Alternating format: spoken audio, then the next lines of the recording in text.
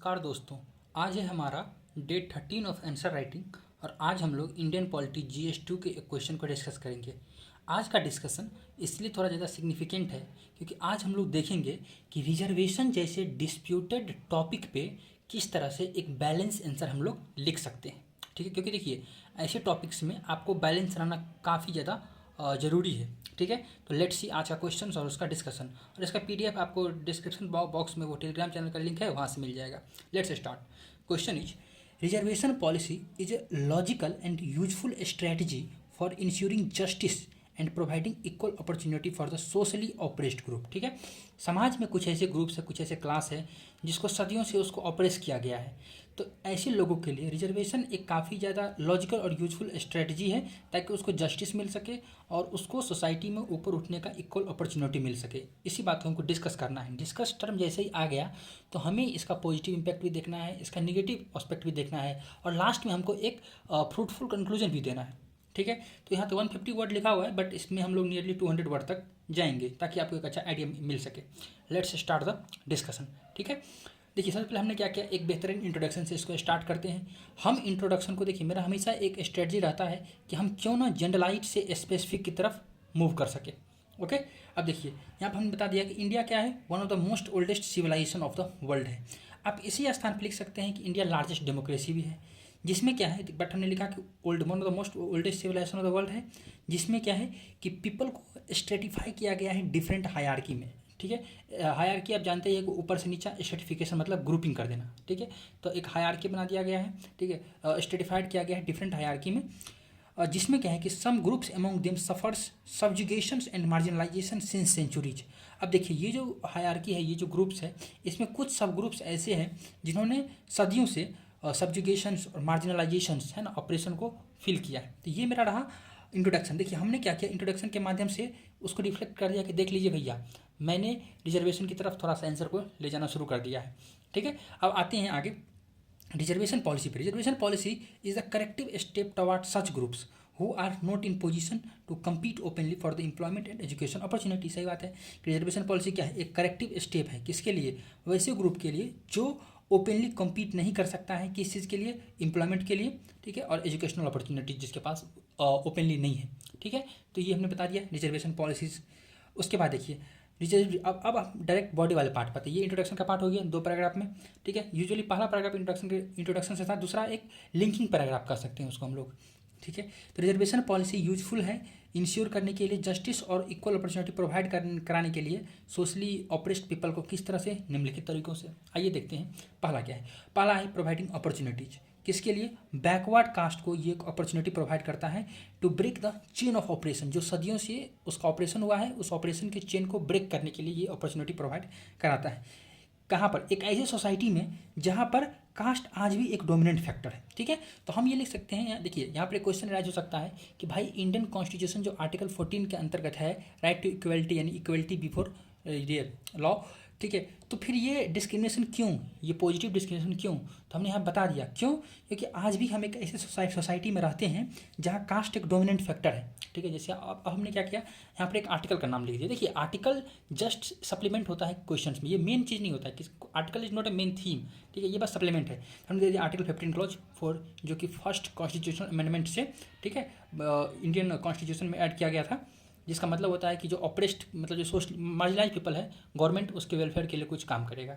ठीक है, तो ये पहला हो गया, इसलिए रिजर्वेशन पॉलिसी काफ़ी बेनिफिशियल है।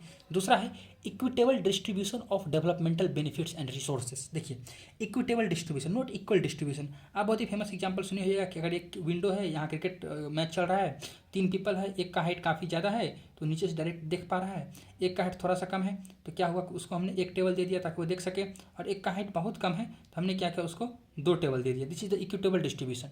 ठीक है, इसको इक्विटेबल नहीं मिला, इसको 1 इसको 2, बट क्या हुआ, तीनों मैच क्रिकेट मैच देख पा रहे। This is equitable distribution. तो वही है, इक्विटेबल डिस्ट्रीब्यूशन होना चाहिए, मतलब जिसको ज़रूरत है उसको ज़्यादा मिले, जिसको ज़्यादा ज़रूरत उसको ज़्यादा मिले, जिसको कम ज़रूरत उसको कम मिले। तो वही है, इक्विटेबल डिस्ट्रीब्यूशन क्या करता है, इनइक्वलिटी को कम कर देता है, ब्रिंग्स डाउन इनइक्वलिटी। ठीक है, क्यों, क्योंकि ये बूस्ट करता है, boost those who are in need, जो ज़रूरत है उसको ज़्यादा सपोर्ट करता है ये। तो ये रहा मेरा दूसरा पॉइंट। कमिंग मूविंग फॉरवर्ड, तो थर्ड पॉइंट क्या है मेरा, पॉलिटिकल अपलिफ्टमेंट। देखिए रिजर्वेशन इन पॉलिटिक्स किसके लिए, लोअर कास्ट के लिए और वुमेन के लिए, दोनों ऑपरेस्ट पीपल हैं, ऑपरेस्ट क्लास है। तो वुमेन में वुमेन रिजर्वेशन बिल जो आया था तो एक्ट हो गया है, ठीक है, 106 कॉन्स्टिट्यूशनल अमेंडमेंट एक्ट, ठीक है।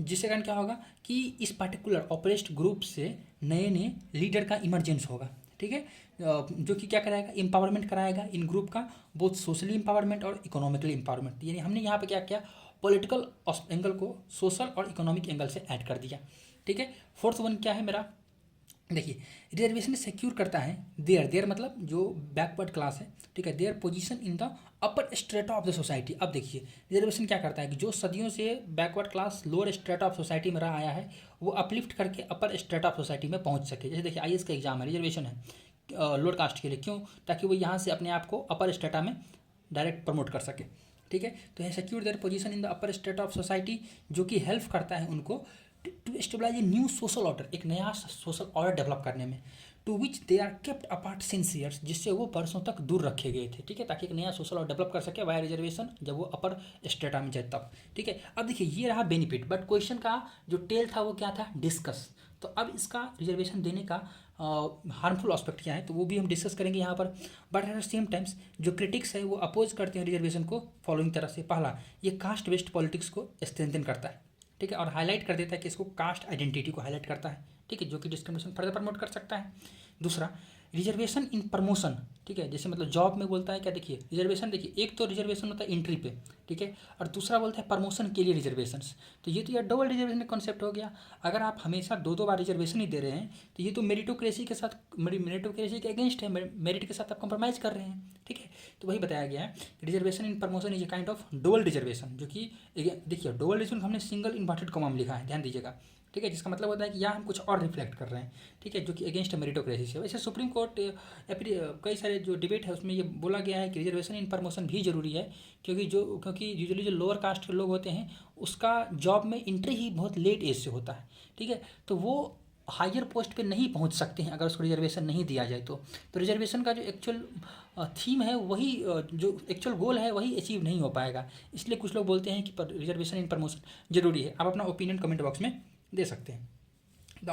थर्ड इसका वो डिमेरिट क्या है, बताया गया है कि देखिए जो रिजर्वेशन का बेनिफिट है ना वो कंसंट्रेट हो गया है कुछ ही हाथों में, in hands of well to do backward section. देखिए जो SC ST कम्युनिटी है या फिर जो वुमेन है, जो भी बैकवर्ड सेक्शन है, तो बैकवर्ड सेक्शन में कुछ लोग हैं जो काफ़ी ज़्यादा अपलिफ्ट हो चुके हैं, ठीक है, अब वही लोग बार बार रिजर्वेशन का बेनिफिट ले रहे हैं। इसका मतलब क्या हुआ कि बैकवर्ड सेक्शंस के वो लोग जो ऑलरेडी वेल टू डू है, जिसको रिजर्वेशन अब नहीं चाहिए, उसी को बार बार रिजर्वेशन मिल रहा है, और जिसको सही मायने में रिजर्वेशन चाहिए, जो एक्चुअल नीडी है रिजर्वेशन का, उसको रिजर्वेशन मिल ही नहीं रहा है। That is the miss use of reservation, ठीक है। जैसे बताया रिसेंट जो EWS डिस्प्यूट्स हैं, एक तो EWS और कैसा SC ST बोल सकते हैं, कि इसमें क्या हो रहा है यार, जो मतलब आदमी फर्जी सर्टिफिकेट बना लेता है, जैसे कि रिसेंट काफ़ी ज़्यादा कंट्रोवर्सी आइस के न्यूज़ के रिगार्डिंग भी है, ठीक है। तो ये रहा कि कंसंट्रेशन कैसे फ्यू हैंड्स में हुआ है।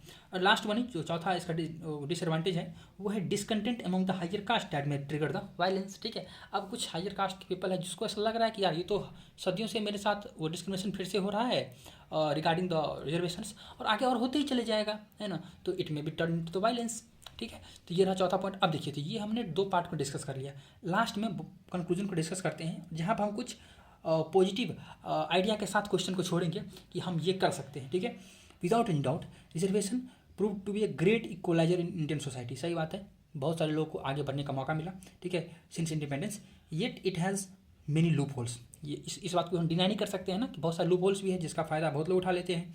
Therefore government should look for the follows, यानी गवर्नमेंट निम्नलिखित स्टेप्स को देख सकता है। पहला, हम लोग ICT यानी इंफॉर्मेशन एंड कम्युनिकेशन टेक्नोलॉजी का यूज़ करके, आधार का यूज़ करके आइडेंटिफाई कर सकते हैं नीडी को ऑन इकोनॉमिक बेसिस, है ना। बहुत लोग बोलते हैं कि रिजर्वेशन अब इकोनॉमिक बेसिस पे मिलना चाहिए, ठीक है, क्योंकि हम लोग 75 ईयर्स सिंस इंडिपेंडेंस को वो पार कर चुके हैं, ठीक है। तो अब वो कंडीशन नहीं है कि हमेशा कास्ट के बेसिस पे रिजर्वेशन दिया जाए, reservation should be given on the economic basis. तो उसके लिए हम लोग आजकल टेक्नोलॉजी का या फिर आधार का यूज कर सकते हैं।